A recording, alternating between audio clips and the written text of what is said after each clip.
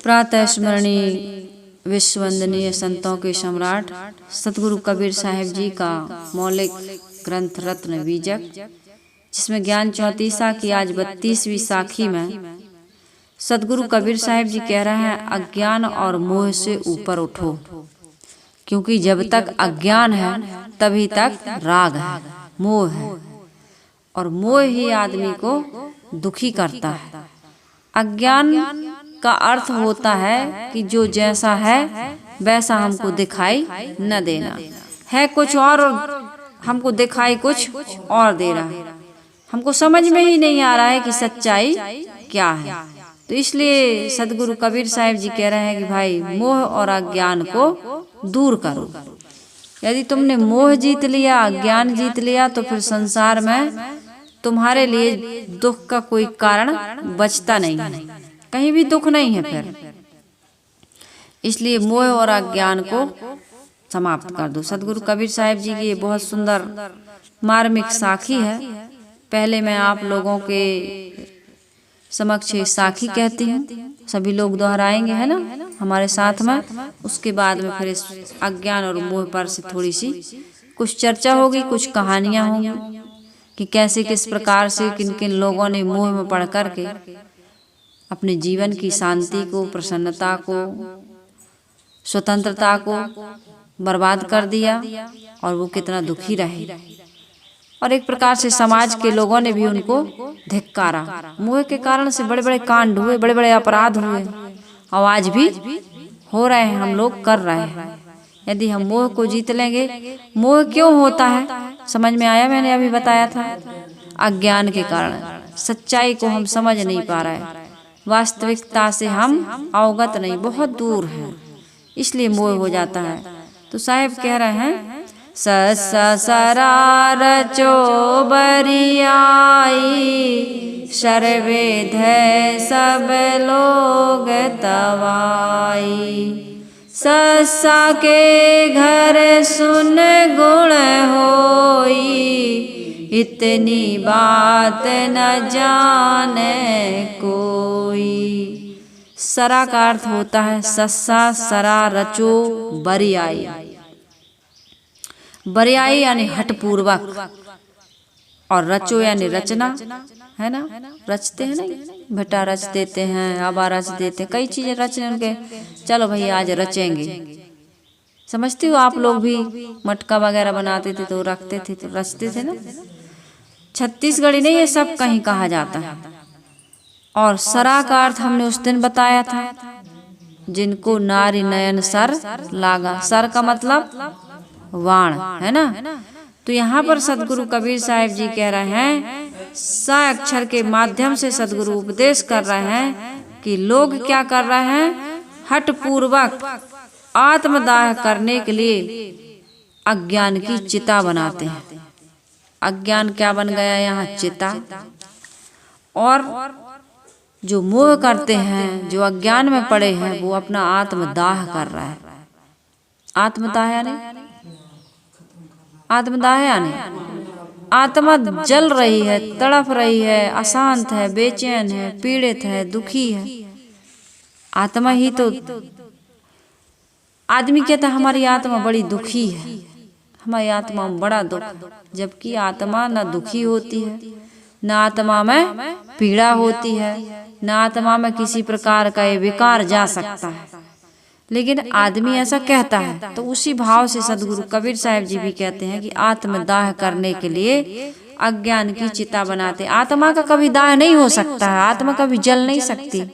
नैनम छिदंति शस्त्राणि नैनम दहति पावका, न चैनम क्लेदंतापो न शोषति मारुता।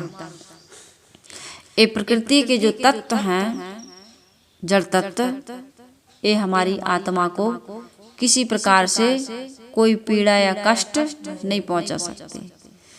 तो एक कहने की एक विधा है, कहने का एक ढंग है, जो आदमी आत्मा के लेकर के कहा करता है, लेकिन उस आत्मा का बोध, उस आत्मा का ज्ञान कभी प्राप्त नहीं करता है। संसार का विज्ञान का हो, चाहे भूगोल का हो, चाहे खगोल का हो, चाहे भौतिक रसायनों का हो, कोई भी चीज का ज्ञान, यहाँ तक कि ईश्वर ब्रह्म परमात्मा स्वर्ग लोक लोकांतरों का ज्ञान प्राप्त करता है।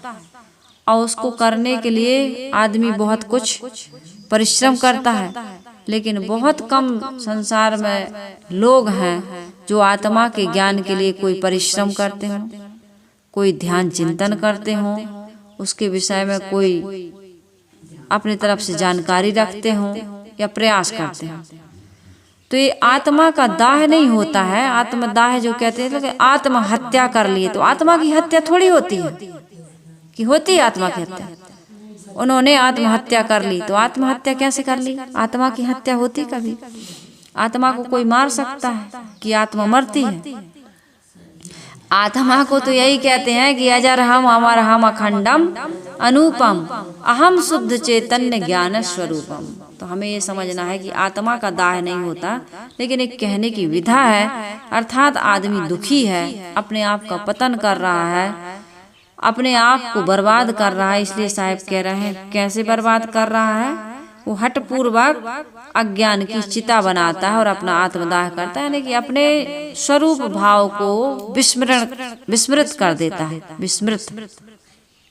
और वो जब अपने आप को भूल जाता है तो संसार में फिर सबसे बड़ा दुख यही अज्ञान है कि अपने आप का बोध न होना। अपने आप का बोध न होने के कारण से ही मोह होता है। सदगुरु कबीर साहिब जी कह रहे हैं, मोह के बाण से विधकर संसार के सभी लोग मूर्छित हैं, मूर्छित, बेहोश। परंतु लोग इतनी सी बात नहीं जानते हैं कि इनका परिणाम धोखा खाना है। मूर्छा में पड़े, धोखा खा गए।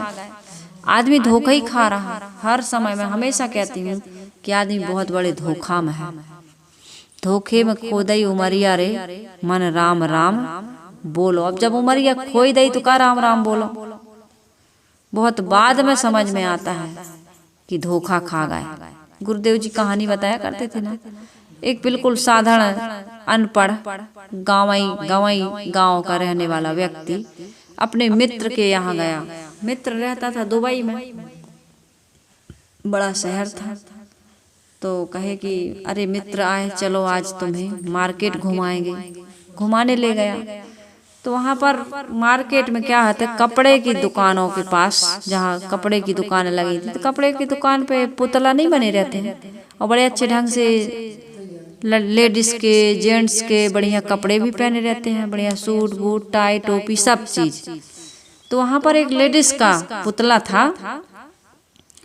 तो एकदम उसको ऐसा लगा कि कोई मैडम खड़ी है। तो उसने, बेचारा गांव का आदमी कभी जानता नहीं था कुछ भी, तो उसने कहा मैडम जी नमस्ते। तो उसने दोस्त ने कहा कि अरे यार मित्र, ये पुतला है, औरत नहीं है, ये औरत का पुतला। अरे बोला धोखा होएगा। उसके बाद थोड़ा और आगे बढ़ा तो वहाँ देश विदेश के लोग तो आते ही हैं। तो वहाँ पर बढ़िया गोरी चिट्टी कोई मैडम बिल्कुल स्टेचू जैसे खड़ी थी। तो उसने गाल पर हाथ फेरते हुए कहा ये तो बिल्कुल असली जैसी लग रही है। तो वो असली थी ही। तो उस मैडम के गाल पे हाथ फेरोगे तो उसने मारा, एक गाल पर मिलाकर चाटा। तब उसने कहा अरे तो धोखा होएगा। मतलब असली को नकली समझ लिया और नकली को असली समझ लिया। तो हम और आप लोग भी ऐसे ही धोखा खा रहे हैं। चाटा खा रहा है कि नहीं खा रहा है? जूता 100 खाए तमाशा घुस के देखें, रोज बहू बेटा ये शरीर ये संबंध हमें धोखा दे रहा है, दुख दे रहा है। नहीं आ रहा समझ में? सबको समझ में आ रहा है कि धोखा हो रहा, लेकिन आदमी अज्ञान के कारण से बार बार बार बार मार मार रेतनी मैं जितनी की तेतनी, तोर हथवा पैराए मोर आदतो न जाए। गुरुजी इसको भी खूब कहा करते थे। साधु संत समझाते समझाते थक गए, लेकिन आदमी का स्वभाव, आदमी की आदत नहीं बदल रही। आदमी अज्ञान में ही पड़ा पड़ा कराह रहा है, लेकिन वहां से हटना नहीं चाहता। पैर में दर्द है, शरीर में घाव है, यहाँ तक कि कैंसर है, शरीर गल रहा है शरीर, इतना कष्ट, अस्पताल में पड़े हैं, ऑपरेशन थिएटर की बिल्कुल वहां बिस्तर तैयार है, जाने वाले ने प्रार्थना करके जाता है भगवान बचा लेना, ऑपरेशन से सही सलामत वापस आ जाए। इस शरीर में चाहे कितना कष्ट मिल जाए, शरीर की आसक्ति, मोह, इसको जैसे आपके कपड़े फट जाते हैं, हमारे कपड़े फट जाते हैं, तो हम कितने जल्दी नए कपड़े पहले से व्यवस्था करके रखते हैं और नए कपड़े पहनते हैं ना, अच्छा लगता है नए कपड़े। लेकिन आदमी को ये पुराना शरीर से मोह नहीं, आदमी मरने की तैयारी नहीं करता, मरना है। जब जीने की इतनी तैयारी करते हो, जीवन का कोई ठिकाना नहीं है, सामान 100 बरस का पल की खबर नहीं। आदमी एक दिन जी हो, 2 दिन जी हो या 100 साल जी हो, जितना भी जियोगे कोई पता तो नहीं है।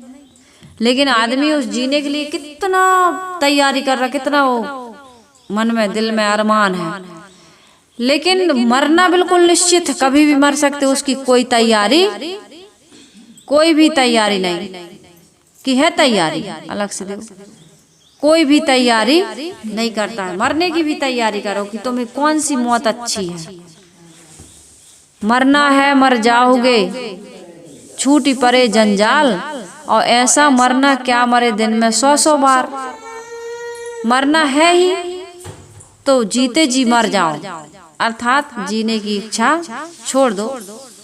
और एक दिन तुम जिस दिन मर जाओगे ना, उस दिन तुम्हारे संसार के सारे दुख दूर हो जाएंगे। लेकिन अज्ञान कहता है कि इसी दुख में ही सुख है। तो सदगुरु कबीर साहब जी यह बता रहे हैं कि अज्ञान के कारण से तुम्हें मोह हो गया, और मोह में पड़ करके तुम हठपूर्वक आत्मदाह कर रहे हो, अर्थात अपने स्वरूप के भाव को, अपने आत्म भाव को भूल चुके हो। अज्ञान ही वह चिता है जिसमें मनुष्य अपने आप का दाह करता है। अपने से ही पैदा हुआ अज्ञान अपने आप का विध्वंस करता है। सारे दुखों की जड़ क्या है? अज्ञान। लोग हठपूर्वक अपने आप को अज्ञान की आग में झोंकते हैं। ज्ञान जहाँ से मिले वहाँ जाते ही नहीं। जहाँ से ज्ञान मिल सकता है, जहाँ से ज्ञान की रश्मियाँ या किरणें प्रस्फुटित हो सकती हैं, हमारे अज्ञान को हरण कर सकते हैं, ऐसे सदगुरु के पास, ऐसे सदग्रंथ के पास, ऐसे संग के पास हम नहीं जाते। जाते हैं कभी? सुबह से शाम हो जाती है, सुबह होती है, शाम होती है, और जिंदगी यूं ही तमाम होती है। हम ऊपर ऊपर कथा सत्संग जरूर सुन लेते हैं, थोड़ा सा ज्ञान जगता भी है, लेकिन मन टिकता नहीं है। फिर संसार के भोगों की तरफ आकर्षित हो जाता है। तो सदगुरु कबीर साहब जी कह रहे हैं, कितने समझदार लोग किसी के समझाने पर भी समझते नहीं हैं, और कितने समझ जाते हैं, उन्हें अपने मन का रास्ता अच्छा लगता है, समझ जाते हैं, तो फिर वो संसार के विषय भोगों से उनको हटना पड़ता है। और संसार के विषय भोग ऐसे मीठे लग रहे हैं कि आदमी वहां से हटने का बिल्कुल, आदमी क्या चाहता है? मनोरंजन चाहता है, मनोरंजन। और इस विषय में मनोरंजन नहीं, मन ही समाप्त कर दो कहते हैं कबीर साहब। कहते हैं मन ही को समाप्त कर दो। कबीर साहब क्या, महात्मा बुद्ध भी कहते हैं, महावीर भी कहते हैं, सभी कहते हैं। गोस्वामी जी ने भी कहा, गो गोचर जहाँ लगमन जाई, सो सब माया जानो भाई। माया है, इसका त्याग करो। मन और इंद्रियां जहाँ तक तुम्हारी दौड़ कर रही है, सब माया है, ये बांधेंगे। मोह सकल व्याधिन कर मूला, तेहते पुण्य उपजत बहुसूला। माया ही दुख दे रही है, मोह ही दुख दे रहा है। तो वो मन को ही समाप्त कर देते हैं। लेकिन आदमी को चाहिए मनोरंजन, मन का रंजन। वो मन से दूर होना, मन से पार होना नहीं चाहता। मन के बस में है, लेकिन मन को बस में थोड़ा सा परिश्रम नहीं करना चाहता है। हट पूर्वक हो चाहे समझदारी पूर्वक हो, वो अपने मन को रोकना नहीं चाहता। विनयी अंतःकरण हुए बिना सत्यासत्य समझा नहीं जा सकता है। जब मन में पूर्ण विनम्रता आ जाती है, तब बहुत बातें तो अपने आप समझ में आ जाती हैं, और जो स्वतः समझ में नहीं आती हैं वे दूसरों के द्वारा समझ में आ जाती हैं। तो अज्ञान या मोह तभी दूर हो सकता है, मैंने कहा ना, जब हम विनयी बने। और विनयी बनेंगे तो पात्रता आएगी। विनयी बन व्यक्ति ही तो गुरु के पास जा सकता है। और जिसके पास में विनय नहीं है, जो ये नहीं समझ रहा है कि हम दुखी हैं, किसी गुरु के पास जाएं, संत के पास जाएं, किसी महापुरुष के सदग्रंथों को पढ़ें तो हमारा दुख दूर हो जाएगा, जब तक वो ऐसा नहीं सोच रहा, कहाँ उसके दुख दूर होगा बताओ। मनुष्यों एवं साधकों का बहुत बड़ा ये दुर्भाग्य होता है जो अहंकारी एवं हठी होते हैं। कोई भी, चाहे साधक हो चाहे कोई साधारण व्यक्ति हो, वे अपने हट में पड़कर अपने विवेक की तो अवहेलना करते ही हैं, गुरुजनों की भी अवहेलना कर देते हैं। इसलिए उनके सुधार का रास्ता बंद हो जाता है। ऐसे लोगों के मन में सांसारिक प्रलोभन तथा बुद्धि का गर्व होता है, और इन दोनों का मूल क्या है? अज्ञान। वो ये समझता है, अच्छा गुरु को जब तक पूर्ण समर्पित नहीं होगे, वो भी विनय भाव से, यह तन विष की बेलरी गुरु अमृत की खान, शीश दिए जो गुरु मिले तो भी सस्ता जान। वो ये कहते ही नहीं कि तन विष की बेल है। सदगुरु विशाल देव जी ने कहा कि मेरे अंदर में विष भरा है, विष। उस विष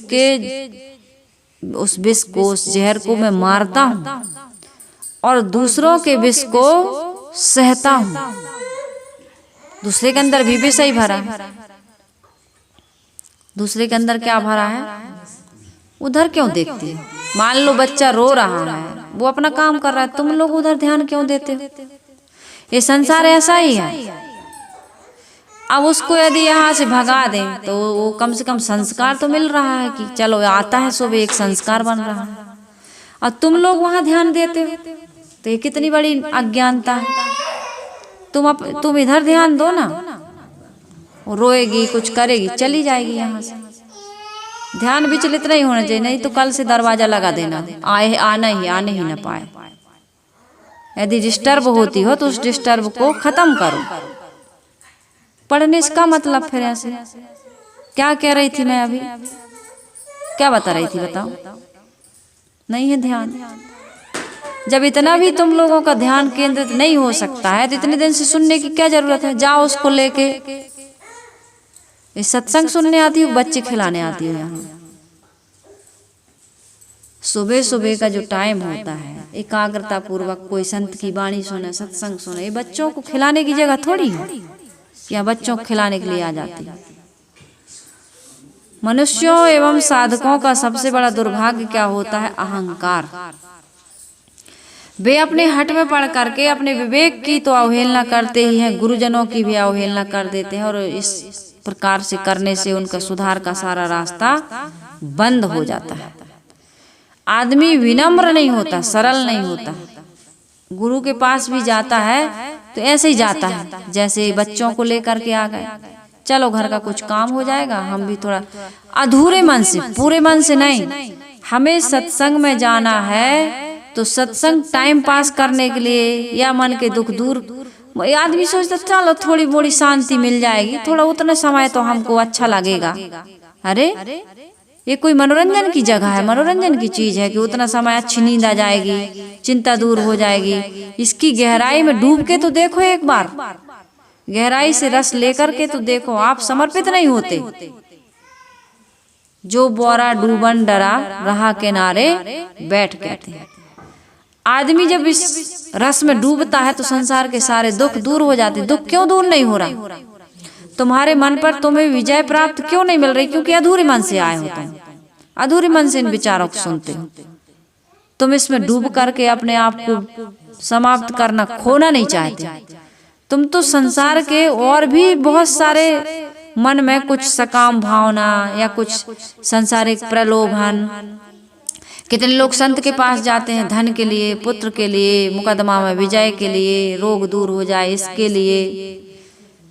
छोटे छोटे से सुखों के पीछे आदमी दौड़ रहा है। मान लीजिए हम जेल में बंद हैं और जेल के जेलर से परमिशन लेकर के कोई सेठ गया, लोग जाते हैं कैदियों से मिलने के लिए भी जाते हैं, बड़े बड़े संत जाते, सब जाते हैं।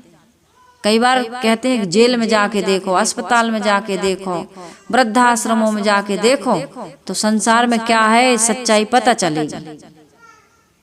आदमी एक गलती से कैसे 20-20 साल की सजा भोग रहा है, कैसे उम्र कैद, कैसे फांसी की सजा भोग रहा है ना। जेल में कितना हो, तुम तो ऊपर ऊपर से सुनते हो, जाके देखो जेल में कैसे रहते हैं कैदी लोग। तो ऐसे ही संसार का भी संत बताते हैं कि ये भी एक जेल खाना है। तो वहां पर कैदियों से मिलने गया एक सेठ, तो कहे क्या चाहिए, तो किसी ने कहा कि मच्छरदानी, यहाँ मच्छर बहुत काटते हैं, मच्छरदानी की व्यवस्था कर दीजिए। किसी ने कहा यहाँ जो भोजन मिलता है वो शुद्ध नहीं मिलता है, स्वादिष्ट नहीं मिलता है, सुपाच्य नहीं मिलता है, तो भोजन की अच्छी चावल की, अच्छी दाल की व्यवस्था कर दीजिए। किसी ने कुछ मांगा, किसी ने कुछ मांगा। उस सेठ को बड़ा दुख हुआ। एक कहानी है, एक व्यक्ति था जिसने कहा कि भाई यदि सेठ जी आप हमारे लिए कुछ करना ही चाहते हो, आपकी इतनी बड़ी पहुंच है, तो मुझे इस जेल से मुक्त कर दो, जेल से मुक्त करवा दो। तो कौन व्यक्ति समझदार निकला? जेल के अंदर जो दाल मांग रहा, भात मांग रहा, मच्छरदानी मांग रहा है या कोई और चीज मांग रहा, वो व्यक्ति समझदार निकला कि उसने कहा कि जेल ही से मुक्ति करा दो। अरे मांगना भी नहीं आता है लोगों को। सत्संग में जाते भी हो या संत गुरु के पास या किसी मंदिर में जाते हो तो मांगना भी नहीं आता लोगों को। क्या मांगा जाए? ऐसा मांगो कि जीवन की ये मांगने की जो आदत है, भिखारीपना, यही समाप्त हो जाए। भिखारीपना है, शरीर का रोग चला जाए तो भूख प्यास ठंडी गर्मी, एक रोग मिट जाएगा दूसरा आ जाएगा। एक रोग थोड़ी है, देह महादुख रूप सदा, महा रोगों का घर है देह। और इसमें केवल शरीर के रोग ही नहीं है, मन के रोग, तन के रोग, संबंध के रोग, संबंध के भी रोग है। आज और उठ गया तो आज बहू को मनाने में लगे, बेटे की मन की इच्छा पूरी करने, वो तब भी नाराज। मित्र के मन का पूरा करने के लिए ले गए। समाज के लोग क्या कहेंगे? अब समाज के लोग क्या कहेंगे करके कितना जिंदगी हमारी, कितना जीवन में उथल पुथल मची। बेटी हमारी, बेटा हमारा, धन संपत्ति हमारी, जीवन हमारा, लोग क्या कहेंगे? हम अपना जीवन जी ही नहीं पा रहे। हाँ, ऐसा कार्य मत करिए जिससे समाज को या समाज के लोगों को, समाज की व्यवस्था को आप किसी प्रकार से छेड़ते हैं, वो काम मत करिए। किसी के धन को हड़प लेते हैं, बहू बेटी को दृष्टि करते हैं, किसी का मिलावटबाजी कर देते हैं, घूसखोरी कर देते हैं, काम चोरी, ये काम मत करो, इससे समाज को नुकसान होता है। लेकिन आपकी बेटी है, पढ़ना चाहती है, अब लोग कह रहे हैं शादी नहीं करोगे, शादी कर दो, ससुराल वाले पढ़ाएंगे। बेटा की शादी काहे नहीं कर रहे? घर बाद में बनता रहे। कुछ भी बहुत सारे इंटरफेयर ऐसी हैं समाज की। अरे भैया, समाज के लोग क्या कहेंगे? समाज के डर से आदमी बहुत जिंदगी को बिल्कुल बोझ ढो रहा है जिंदगी में। तो ऐसे में ये कह रही थी कि आदमी क्या होता है, कई प्रकार के भार लेकर के चल रहा है, लेकिन जाता है जहाँ कहीं भी, मंदिर में, गुरुद्वारा में, सत्संग में या किसी भी महापुरुष के पास, तो वो क्या मांगता है? यही सब संसार की चीजें। वो यह नहीं मांगता है कि मन से पार हो जाए, आत्मा का बोध दे दो, कोई ऐसा खजाना दे दो जो हमारे ही पास गड़ा तो है हमारे घर में, लेकिन हमें पता नहीं। एक व्यक्ति था, कटोरा लेके भीख मांग रहा था, कटोरा लेके भीख मांग रहा था। तो एक पारखी व्यक्ति था, समझदार, विवेकी, पारखी मतलब परख करने वाला। उसने देखा कि इस कटोरे पे धूल जमी है, वास्तव में है तो सोने का, लेकिन आदमी को पता नहीं है ये तो भिक्षा का पात्र बना के घूम रहा है इसको। तो उसने कहा कि यार कुछ पैसे ले लो, 100। तो उसने कुछ नहीं कहा, उसने कहा 200। तत्काल उसने 1000 रुपया कह दिया। ले लो रे कटोरा मुझे दे। उसने कहा भाई ये कटोरा ले लो, 1000 रुपया मिल रहा है, मैं दूसरा कटोरा ले लूंगा। उसको पता ही नहीं था कि ये सोने का कटोरा। तो उसने बढ़िया से लिया और साफ करके चमका करके दुकान पर गया सुनार के यहाँ, और उसको कई हजारों में कटोरा को, कटोरी नहीं कटोरा, एक कटोरी लोगे तो कितने की आएगी? वो तो कटोरा भिक्षा का बड़ा भारी कटोरा था वो, है ना। तो उसको परख थी, इसलिए उसने वो कटोरा को 100 रुपया में, 1000 रुपया में ले लिया और तत्काल उसने कई 1000 रुपया कमा लिए। तो ऐसे ही हमारा ये शरीर जो है ना, ये बहु बेशकीमती है ये शरीर, और इस शरीर में बहुत कीमती मन बस रहा है, और बहुत कीमती, इससे भी ज्यादा कीमती इस शरीर को चलाने वाला, मन को चलाने वाला, इंद्रियों को चलाने वाला, इसमें स्वामी बैठा है। ज्ञान विज्ञान का प्रकाश करने वाला, ईश्वर ब्रह्म परमात्मा की कल्पना करने वाला, इन धर्म ग्रंथों को रचने वाला, तीर्थ मूर्तों की स्थापना करने वाला, जो कुछ भी तुम्हें संसार का दिखाई दे रहा ना, ये अंदर ही बैठा है, वही करवा रहा है। तुमने नहीं किया, तुम्हारे जैसे लोगों ने तो किया है। सबके अंदर में वही, राम के अंदर, कृष्ण के अंदर, बुद्ध के अंदर, महावीर के अंदर जो था ना, वही हमारे और आपके अंदर है। उन्होंने उसका उद्घाटन किया। जैसे पत्थर पड़ा है और उससे जो मूर्ति बनाना चाहो आप, दुर्गा की बनाओ, काली की बनाओ, लक्ष्मी की बनाओ, सरस्वती की बनाओ, राम की बनाओ, कृष्ण की बनाओ, बुद्ध की बनाओ, महावीर की बनाओ, कबीर की बनाओ, बनाते हैं ना लोग अलग अलग। ऐसे हम भी बना सकते हैं। हम अपने जीवन को जैसा चाहे वैसा बना सकते हैं। सारा मटेरियल है हमारे पास। जैसे किचन में चावल भी है, चीनी भी है, दूध भी है, इलायची भी है, सब चीज है, आटा भी है। अब क्या बनाना है? खीर बनाना कि खिचड़ी बनाना कि दलिया बनाना, और कैसे बनाना है? कच्ची नहीं चीनी डाल देते हो कि चीनी ही नहीं डालते खीर बन जाती है आपकी,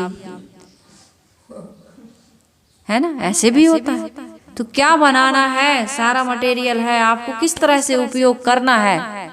दाल चावल मिला देते हो और पानी डाल देते हो, नमक मिर्ची डाल देते हो तो खिचड़ी बन जाती है। और दूध में चावल डाल देते हो, चीनी डाल देते हो, खोवा मेवा डाल देते हो तो क्या हो जाता है? खीर बन जाती है। ये तुम्हारे ऊपर है कि नहीं है।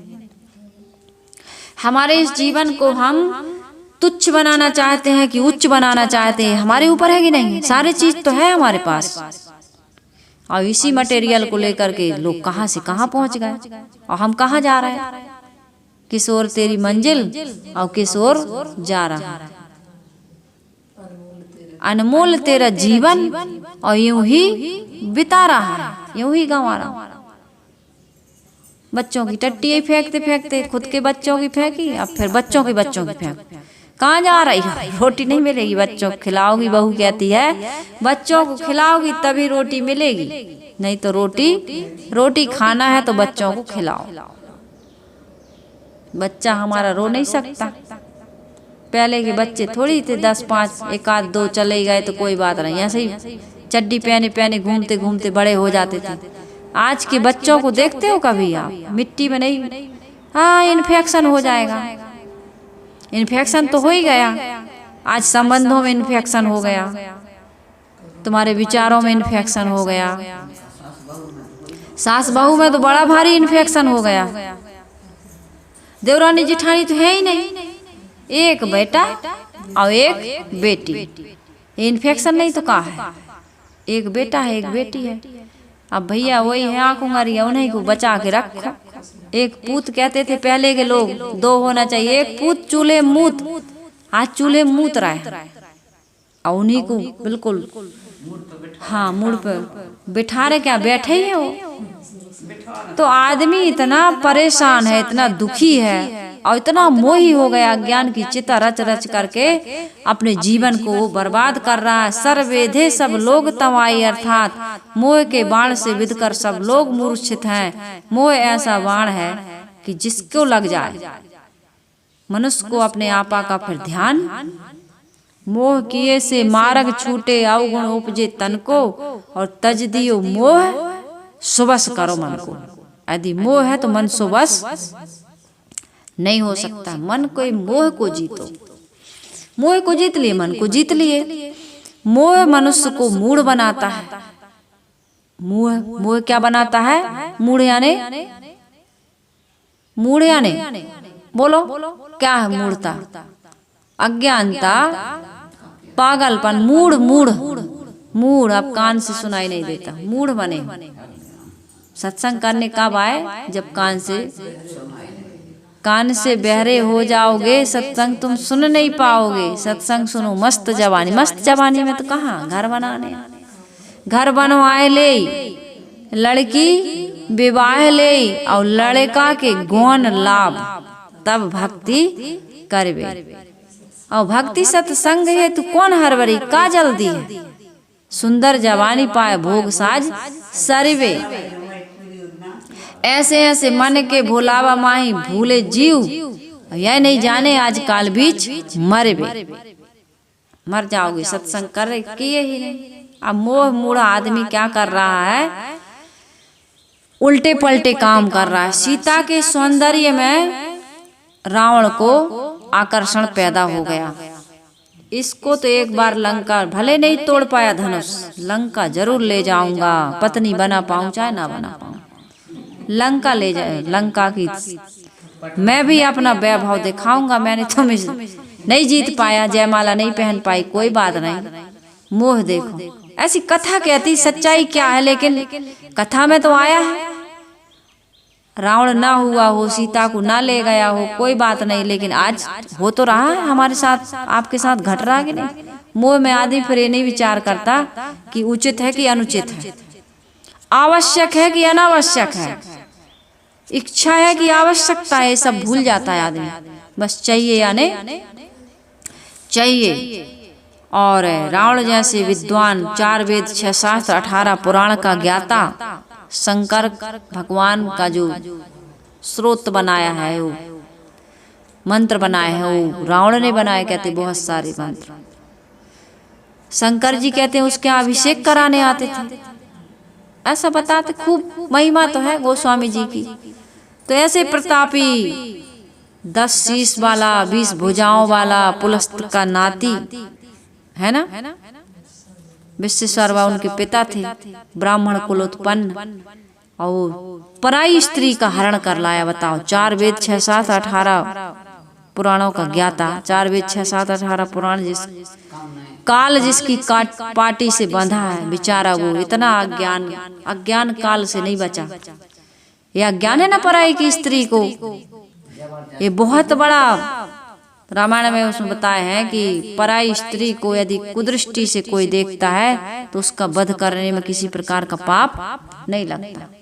जबकि कितनी बड़ी हिंसा और हत्या, आदमी को उम्र कैद और फांसी की सजा होती, लेकिन वहां पर राम ने कहा है कि ऐसे व्यक्ति का वध करने से पाप नहीं होता है।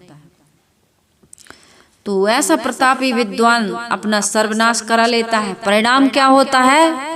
सोने की लंका का विध्वंस हो गया। और लंका ही नहीं, पहले उसका बेटा मर गया, भाई मर गया, नहीं मर गया, कुंभकर्ण जैसे बलवान, मेघनाथ जैसे बलवान, रावण जैसे उनके कितने सब। सोने की लंका 1 लाख पूत और 1.25 लाख नाती, और जा रावण घर दिया ना बाती। कारण क्या था? पराई स्त्री को हरण करके लाया, मोह में और अहंकार में। संयोगिता के मोह में पड़कर दिल्ली के नरेश पृथ्वीराज ने अपना पतन किया।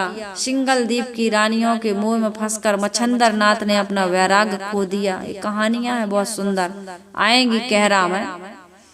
कहरा आने वाला है, ज्ञान चौतीसा लास्ट में आएगा, वो तीसरा, चौथा और अंतिम में साखियां है ना, तो बाद में आएगा हिंडोला। हिंडोला के पहले कहरा, विक्रम तीसी के बाद आने वाला है। ये 2-3 दिन के बाद में विक्रम तीसी शुरू होगी, 15-20 दिन के बाद ये कहरा शुरू हो जाएगा। उसमें बताया है कि कैसे कैसे मोह के कारण से मच्छंदर नाथ का और पृथ्वीराज जी का और श्रृंगी ऋषि का, सबका बताए हैं सदगुरु कबीर साहिब। इससे बचने का उपाय भी बताए हैं कहरा में।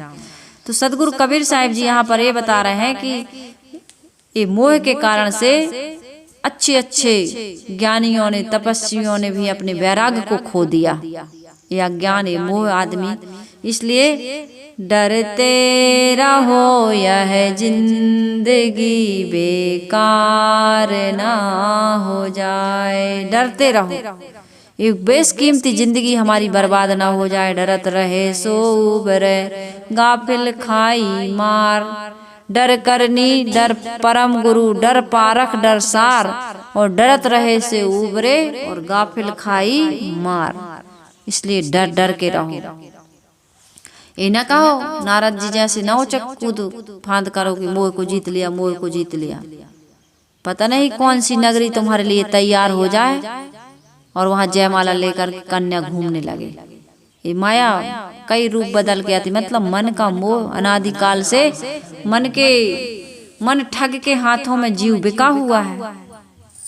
इसलिए सावधानी की जरूरत है। साहिब ने कहा ना, फाहम आगे फाहम पाछे फाहम डाहन डेर, और फाहम पर जो फाहम करे सो फाहम है मेरी। फाहम यानी सावधानी ही साधना है। मोह से ग्रस्त होकर के आदमी ऐसे ऐसे कुकर्म कर डालता है जिसके परिणाम में समाज से कलंकित होता है, लज्जित होता है और खूब पेट भर पश्चाताप करता है, लेकिन रास्ता नहीं मिलता निकलने का।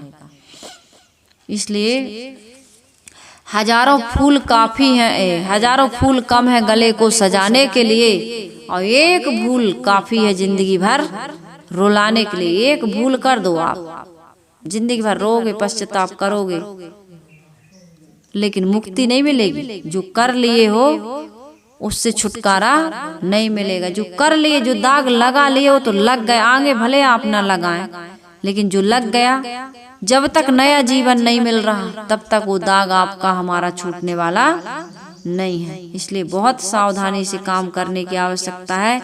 साहिब कहते कितने साधक तथा साधिकाएं विरोधी आलम्बन, अर्थात स्त्री है तो पुरुष का संपर्क रख रही है और पुरुष है तो स्त्री का संबंध रख रही है। मोह बस परस्पर मिलते जुलते हैं, वार्तालाप करते हैं, उठते बैठते हैं। तो ये अज्ञान, ये मोह क्या है? बर्फ का गोला। मन में बैठते ही मन को सुप्त कर देता, सुप्त विवेक खो जाता है आदमी का। कहते हैं भाई आज तो बड़ी सुस्ती सी है, कुछ करने का मन नहीं है। कहते हैं आज तो कोई स्फूर्ति कुछ भी करने का हमारा दिल नहीं कर रहा। ऐसे ही सुप्त हो जाता है विवेक से, वैराग्य से मन। इसलिए कुसंग के बर्फ वाले गोला को तुरंत हटाओ। कहते हैं कोई बर्फानी जगह में चला जाए, ठंडक वाले देश में जहाँ बर्फ है, हिमालय में, तो वहां से यदि वो उठे ना तुरंत, सोचे कि थोड़ा बैठ लूं, तो फिर वो उठ नहीं चाह पाता, चाह करके भी। गुरुदेव जी ने एक बार मैंने सुना था उनके प्रवचनों में कुसंग पर से, कि वो फिर चाह करके भी नहीं उठ पाएगा। आदमी जब कुसंग में, फिर कई प्रकार का मन उसको घुमा देता है, कई प्रकार के वो दिलासे दे देता है। कहता नहीं हम तो ऐसा थोड़ी कर रहा है। बच्चों को जब समझाया जाता ना, बच्चों को, नौजवानों को, यंग एज वालों को, टीन एज वालों को, कि भाई वो गलत आदमी है, उसका साथ मत करो, विरोधी आलम्बन। आज तो सह शिक्षा हो गई ना, एक साथ लड़की लड़का पढ़ते हैं, तो वहाँ उनको मना किया जाता है, कुसंगी है, छोड़ दो उसको। कहते हैं हम उसके साथ कोई गलत काम नहीं करते हैं। और माता पिता को डाउट हो जाता है कि बच्चे बिगड़ रहे हैं, तो कहते नहीं हम ऐसे ही बातचीत बस करते हैं, हमारा ऐसा कोई रिलेशन, कोई ऐसा संबंध नहीं है। और वही बातचीत करते करते फिर वो घर से भाग जाते हैं, बताते भी नहीं। तो ये क्या है? कुसंग है ना। पहले सूपनखा ऐसे नहीं आई थी असली रूप में, असली रूप में आई थी सूपनखा। सूपनखा यानी वासना। पहले बड़ा सुंदर श्रृंगार करके, बड़ी फूल जैसी सुंदर कोमल सुगंधित वासना कहती हमारे हमें भोग लो, हमारे भोग से इतना सुख मिलेगा आपको, जीवन का सारा दुख टेंशन समाप्त, सारा सुख मिलेगा। लड़की मिल जाए सारा सुख, लड़का मिल जाए सारा सुख, मोटरसाइकिल मिल जाए, मोबाइल मिल जाए सारा सुख, कंप्यूटर मिल जाए, मतलब जो चाहिए। मोह कहता है कि ये मिल जाए तो सारा सुख, इसके बिना तो खाएंगे नहीं, पिएंगे नहीं, कुछ काम करेंगे नहीं। और जब मिल जाता है तब फिर क्या होता है, कई प्रकार से होता है, उसको आदमी अपने अपने ढंग से अपने अपने विषय के अनुसार समझ सकता है। तो यहाँ पर मैं ये कह रही हूँ कि साधक साधिका हो, चाहे ग्रस्त स्त्री और पुरुष हो, ग्रस्त स्त्री पुरुष भी कम पतित नहीं हो रहा है। ये साधक साधिकाओं के लिए मर्यादा के अनुसार रहिए ना। ब्रह्मचर्य जीवन में जी रहे हैं, पढ़ लिख रहे हैं, कुछ सीख रहे हैं, समझ रहे हैं, तो उसके अनुसार चलिए आप। और ग्रस्त में हैं, आपने शादी विवाह कर लिया तो अपने पति पत्नी तक सीमित रहिए, मर्यादित रहिए, और उसमें भी ब्रह्मचर्य की आवश्यकता है। फिर तो आप कुत्ते बिल्ली से, सूकर कुकर से, बंदर से भी गए बीते हैं। यदि अपने आप को रोक नहीं पा रहे हैं तो एक कुसंग का गोला बर्फ के समान है, इसको दूर से ही त्यागने की आवश्यकता है। अज्ञान और मोह के घर में शून्य गुण होता है। शून्य गुण होना मतलब कुछ मिलने वाला नहीं है। साहेब कहते हैं, ससा सरार चो बरियाई, सर्वेद है सब लोग तवाई। तवाई यानी तबाह हो गए। ससा के घर सुन गुण होई, इतनी बात न जाने कोई। ससा आदमी फिर शून्य में चला जाता है। उसका गुण क्या है? शून्य अर्थात अज्ञान तथा मोह में पड़कर जीव खाली हाथ इस संसार से लौटता है। वह जिसे अपना बहुत बड़ा धन एवं मित्र मानता था, उसका वियोग हो जाता है और अंत में कहता है कि धोखा होगा, धोखे में बीत गई उमरिया। जीवन की सफलता तो अज्ञान एवं मोह से बचकर स्वरूप ज्ञान एवं आत्मज्ञान में है। जो व्यक्ति अपने आप को पा गया वह क्या हो गया? कृत हो गया, धन्य हो गया, उसका जीवन सफल और सार्थक हो गया। ये मानव जीवन में, इस शरीर में आना उसके लिए सार्थक हो गया। तो हम सबको क्या करना है? सबसे पहले तो अज्ञान का त्याग करना है, और अज्ञान का त्याग हम ऐसे ही नहीं कर सकते। जब तक समझ नहीं जगेगी, जब तक विवेक नहीं जगेगा, तब तक अज्ञान का नाश। सूर्य जब तक नहीं उगता है तब तक रात का अंत नहीं होता है। इसलिए हमारे जीवन में यदि ज्ञान की हमें जिज्ञासा है, पिपासा है, तो हम ज्ञानवान सद्गुरु संतों के पास जाने की आवश्यकता है। उनके पास जाएं, उनके पास जा करके हम विनयी हों। विनय व्यक्ति पात्र होता है और अहंकारी व्यक्ति अपात्र होता है। अहंकारी को कुछ मिलता नहीं है, विनयी आदमी को ही गुरु कुछ देते हैं और वो लेता है। तो इसलिए भाई, अज्ञान को दूर करने के लिए ज्ञानवान सद्गुरु की संगत की आवश्यकता है। वहां जाकर के यदि हम ज्ञान लेते हैं तो हमारा मोह मिट जाता है, और मोह के मिटते ही हमारे जीवन का सारा दुख, सारा आकर्षण समाप्त हो जाता है। हम सुबस मन वाले हो जाते हैं, सुबस तन वाले हो जाते हैं, और जिसके जीवन में सुबस तन और सुबस मन है, उसके जीवन में सारा सुख है। तो सदगुरु कबीर साहिब जी का खरा और वास्तविक सिद्धांत है, वैज्ञानिक सिद्धांत है। इसको समझ करके हम सबको उनके बताए हुए रास्ते पर चलकर अपने जीवन को सफल सार्थक बनाना है। हम सबका जीवन सफल सार्थक हो, इन्हीं शुभकामनाओं के साथ वाणी को विराम देते हैं। आइए हम सभी लोग मिलकर के गुरु वंदना कर लेते हैं।